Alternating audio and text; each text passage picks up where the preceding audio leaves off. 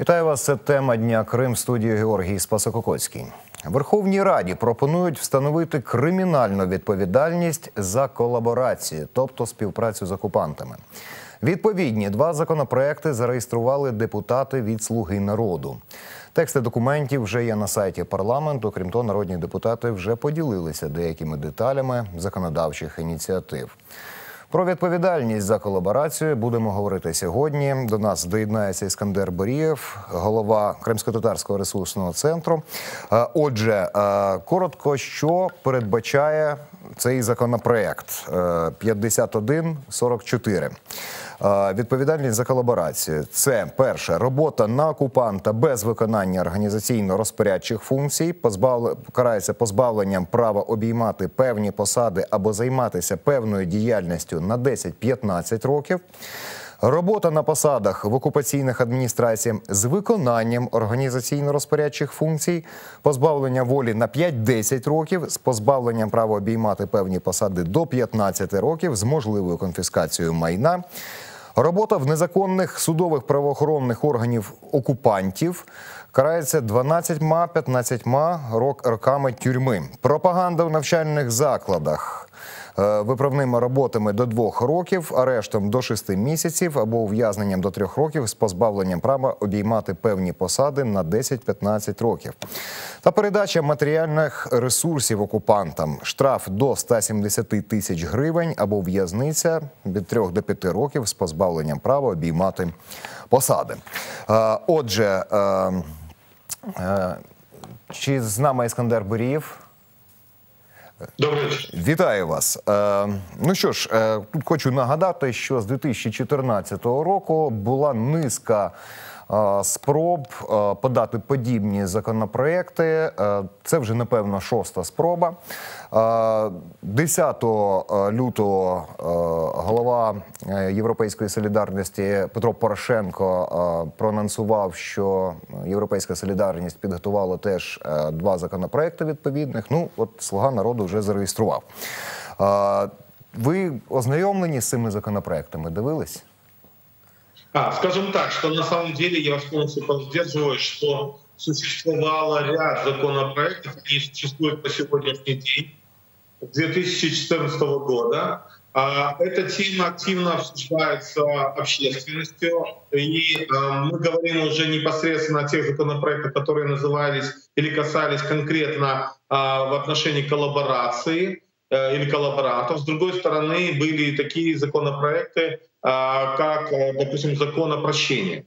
Мы со своей стороны, как Крымско-Татарский ресурсный центр, эксперты Крымско-Татарского ресурсного центра, учитывая активную работу по адаптации актов, аналогов акта Магнитского, законов аналогов акта Магнитского, мы и пытались разработать такую методику степени коллаборации для того, чтобы формировать списки для персональных санкций.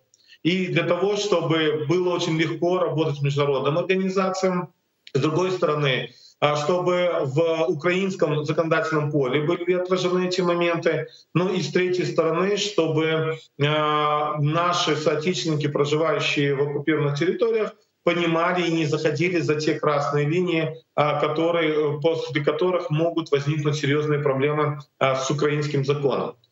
Что касается самих законопроектов, сейчас пока я рассматриваю этот вопрос как просто определенные политические процессы, потому что действительно наша реакция Крымско-Татарского ресурсного центра, она была в первую очередь, когда мы публично об этом заявили, она была в первую очередь связана непосредственно с нашей работой по адаптации актов Магнитского. И с другой стороны, когда Министерство реинтеграции Украины опубликовало на своем сайте законопроект о переходном правосудии, в котором как раз-таки полностью были выведены понятия коллаборации. И мы прекрасно понимаем, что рано или поздно к этому вопросу будут возвращаться.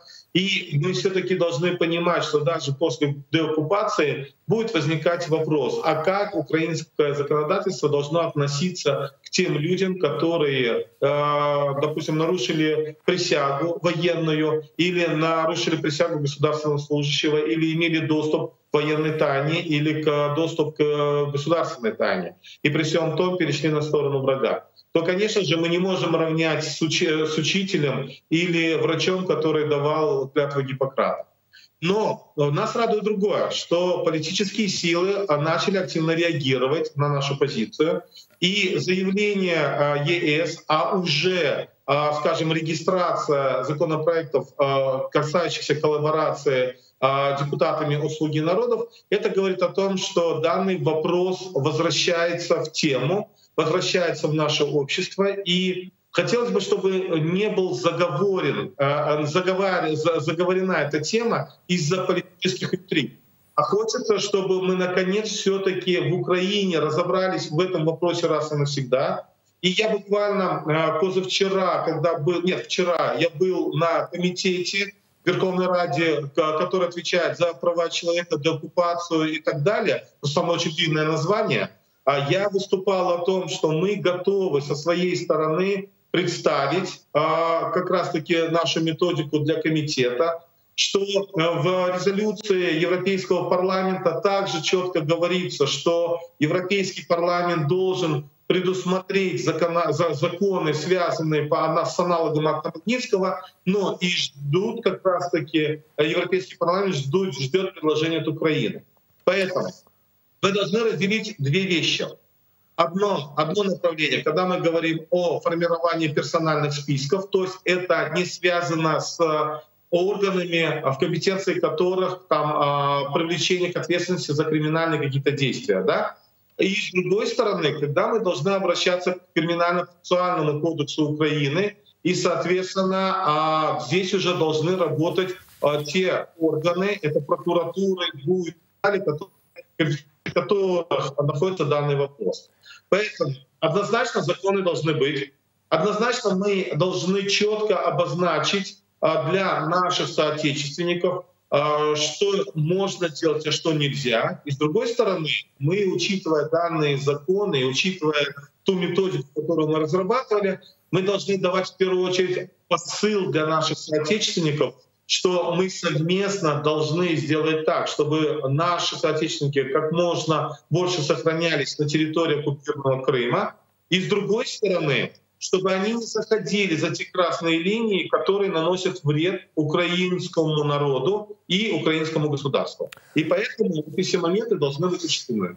Дивіться, попередні законопроекти, починаючи з 2014 року, щодо там покарання колаборантів, багато з них, більшість, вірніше, з них були розкритиковані правозахисниками, що вони порушують, можуть десь порушити права людини. Щодо цього законопроекту 5144, там пропонується, там додаються просто деякі правки до 111 статті Кримінального кодексу, там де про держзраду. З вашої точки зору, там нема порушень прав людини? От я подивився, там ні про лікарів, ні про вчителів на окупованій території, там нічого такого немає. Тим не менш, от знову ж таки, питання, робота в якихось органах влади, добровільна робота в органах влади без виконання організаційно-розпорядчих функцій. Це можна навіть не начальника ЖЕКа, наприклад, а там, главный специалист. Ви розумієте, да? Така широка трактовка достатньо. Вот поэтому мы со своей стороны и разработали методику для того, чтобы можно было учесть ряд факторов. Не только то, что работает, там, допустим, какую должность занимает в органах, скажем, оккупационной администрации Российской Федерации, а важно, какое время, какие сроки, был ли уволен или нет, уволился ли по собственному желанию, получал ли награды и так далее. Одно время, одно дело, когда тот же чиновник, обычно главный специалист, работает условно в системе культуры или в системе образования, и, соответственно, не является инициативным, не получал награды и так далее, и, соответственно, не нес угрозу украинскому государству, то как этот человек может в дальнейшем нести ответственность? Хотя, когда мы говорим, опять же, о криминальной ответственности, вот здесь нужно определять, что это должны быть действия, а потом, соответственно, принимать решение суд. Поэтому здесь я хочу обратить внимание на другое. Нельзя все злодить под одну... Я перепрошую, можна ремарку маленьку? Да? От щодо там в органах освіти людина працює, значить, там передбачається відповідальність за пропаганду у навчальних закладах, а також дії, спрямовані на впровадження освітних стандартів держави-агресора. Передбачено виправні роботи до 2 років, або арешт до 6 місяців, або ув'язнення до 3 років з позбавленням права обіймати певні посади терміном від 10 до 15 років. От тут знову ж таки, те, що відбувається в окупованому Криму і як використовують школи і навчальні заклади окупанти для там проведення своєї пропаганди, зрозуміло, да? З іншого боку, що, вчителям звільнятись? Або займатися пропагандою, проводити там уроки там Дня російської армії, розказувати, як все прекрасно, Росія – наша родина, або звільнятись, да? Або нести відповідальність, виходить так. От де тут межа? Да? Виходить, що можуть потрапити під дію. Поэтому мы создали специальный тест. Соответственно, с этим тестом мы определяем баллы. И на основании этих баллов определяется то количество набранных баллов, которое определяет ту красную линию, ту межу, о которой вы говорите. А от слухай, в цьому випадку дуже цікаво, да? От вчитель працює там, наприклад, в якійсь там в Севастопольській школі і викладає, проводить ці уроки там мужності, 23 лютого, День там російської армії і так далі, і так далі. Тематичні такі заняття, да? Там, ми не знаємо, поділяє він ці погляди, не поділяє ці погляди, але проводить. От ваш калькулятор, де намічає червону лінію, що цей калькулятор ваш передбачає? Яку? Мы берем учителя. Первое. Мы определяем по первому, был ли учитель гражданином Украины или не был гражданином Украины. Это раз. Это первая категория.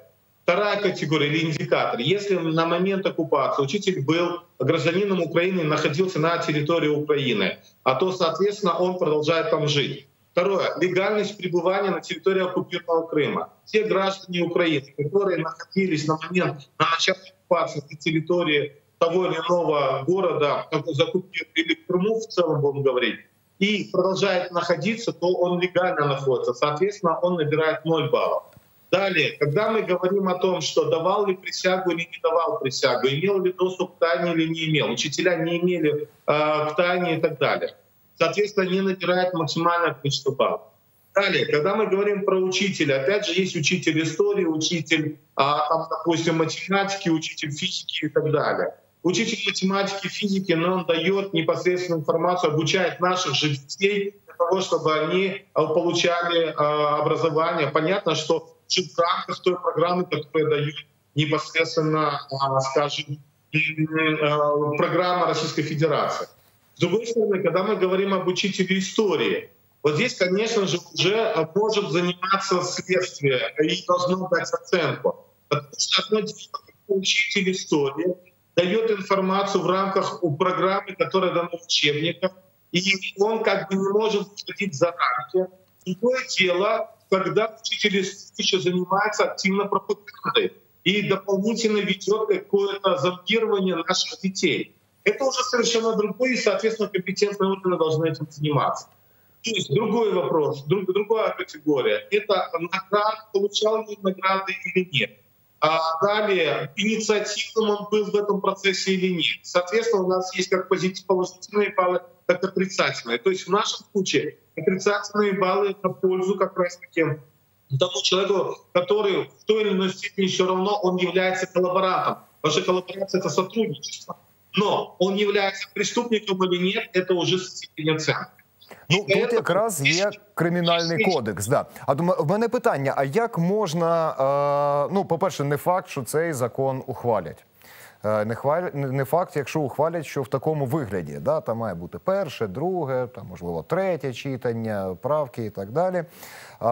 Тим не менш, ну, уявимо собі, що його ухвалять. І яким чином оцей вами розроблений калькулятор можна, ну, скажімо, поєднати, можливо, з цим законом, якось зробити це, ну, приємне і корисне, да? Это на самом деле уже сейчас это один из способов по деоккупации Крыма, потому что вот наш калькулятор, как раз таки наш тест, он позволит определить, и он четко обозначает, если тот же учитель, отвечая на те вопросы, которые поставлены, соответственно, пройдя тест, его может появиться несколько категорий. Первая категория, что вы набрали максимальный, вы прошли красную линию, и у вас могут быть проблемы с украинским законодательством. А второе, вы приближены к красной линии, подумайте о дальнейшей своей деятельности. Третье, вы ведете, скажем, правильную работу, и в отношении вас не будет никаких проблем. То есть те, которые не набирают более 50%, они, по сути дела, не должны привлекаться к ответственности, я имею в виду уже к уголовной, и за измену Родиной. А те, у кого за 50%, может быть, уже сегодня должны задуматься об этом и в дальнейшей своей деятельности вести свою, скажем, жизненную деятельность для того, чтобы не зайти за эти красные линии. Ну, тобто, дивіться, я так розумію, що цей калькулятор... наших людей, і з другої сторони дати їм зорієнтуватися правильно. Тобто це більше, цей калькулятор не для правоохоронних органів, а для тих людей, які перебувають на окупованій території, для того, щоб от вони звірялись, да? Подивились, ну, да, тут вже близько до червоної лінії, треба зупинитись. Он способствует две цели несет. Первую цель. Те, кто за красной линией, они автоматически попадают в персональные списки для санкций, и, соответственно, мы активно работаем с международными организациями, странами, которые имеют акты, аналоги Магнитского. И вторая цель, то, о чем вы сказали, да, предупредить, провести профилактику, потому что это наши граждане, мы должны о них заботиться и не должны дать им посыл, чтобы они не боялись, что у них могут быть проблемы с украинским законом, а и понимали, что, наоборот, после оккупации в отношении них не будет никаких проблем. Ну і в принципі, от ви згадали акт Магнітського. Акт Магнітського якраз передбачає персональні санкції. Да? Вчора прокуратура Автономної Республіки Крим повідомила про підозри голові окупаційної ради міністрів Криму Сергію Аксьонову і голові окупаційного парламенту Криму Константінову. Їм закидають частину першу статті 438 Кримінального кодексу України «Порушення законів і звичаїв війни». Санкція статті передбачає покарання в вигляді позбавлення волі на термін до 12 років. За версією слідства, фігуранти винні в скоєнні широкомасштабного і системного присвоєння майна громадян, яке знаходиться на території окупованого півострова. Ну і в 2020 році прокуратура РК повідомила Міжнародний кримінальний суд про факти захоплення приватного майна 3952 громадян України. Ну і реакція Аксьонова, він сказав, що так, назвав ці новини, що це новини збожевільні. Ми ніякої війни з Україною не ведемо, вона йде тільки в головах і кабінетах цих персонажів, сказав Аксьонов. Ну, така от реакція Аксьонова. Щодо, ну, знову ж таки, повертаючись до цього законопроекту, не знаю, важко зараз зважувати перспективи, проголосують, не проголосують, ухвалять цей законопроект чи ні, чи якийсь інший. Ну, мабуть, 7-й рік, вже після початку окупації Криму і війни на Донбасі, вже, напевно, вже пора. Зараз, до речі, цікава історія, прямо в ці хвилини відбувається. В столичному офісі ОПЗЖ відбувається обшук. Ілля Кива, ну, мабуть, вам теж відомий, відповідне відео розмістив. Приїхали спецпризначенці, проводять обшук і затримують деяких людей. Ну і раніше Рада нацбезпеки і оборони наклала санкції на низку каналів, афільованих з Віктором Медведчуком і його соратником Казаком. Да. Значить, ну, що цікаво, що крім законопроекту 5144, подали і ще один законопроект 5143 від «Слуг народу». За словами заступниці голови фракції «Слуга народу» Євгенії Кравчук, цей законопроект доповнює попередній законопроект в частині обмеження доступу до виконання окремих функцій, пов'язаних із проведенням виборів усіх рівнів, а також доступу до військової служби та допуску до державної таємниці для осіб, які співпрацювали з державою-агресором і окупаційною адміністрацією та або її збройними силами чи воєнізованими формуваннями. Ну, в принципі, якщо ще й заборонять, наприклад, брати участь в виборах, таким особам буде цікаво. Тому що, ну, от пам'ятаєте, Неля Штепа зі Славянська, яка там, ну, відео повне, як вона, да, це наші ребята, все, там, укропи не пройдуть. Ну, і от вона там знову там балотувалася і так далі. Це трошки дивна, звичайна історія. Ну, і щодо законопроекту 5144, там є така цікава штука, що цей законопроект дозволить ліквідацію юридичних осіб, уповноваження особи яких співпрацювали з державою-агресором, та встановлює додаткові правові підстави для ліквідації політичних партій, громадських, благодійних чи релігійних організацій. Да?